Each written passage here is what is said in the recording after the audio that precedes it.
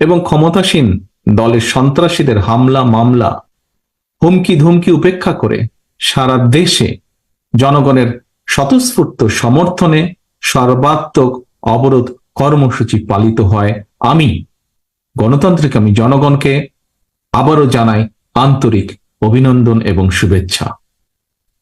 দল মত ধর্ম বর্ণ নির্বিশেষে দেশের প্রতিটি মানুষের জন্য একটি গণতান্ত্রিক নিরাপদ মানবিক বাংলাদেশ গড়ার লক্ষ্যে 12 কোটি ভোটের অধিকার আদায় না হওয়া পর্যন্ত চলমান এই আন্দোলন অব্যাহত থাকবে, অব্যাহত রাখতে হবে।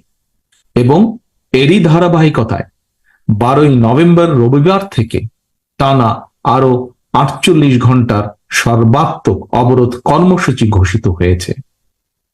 এই কর্মসূচি সফল করার জন্য আমি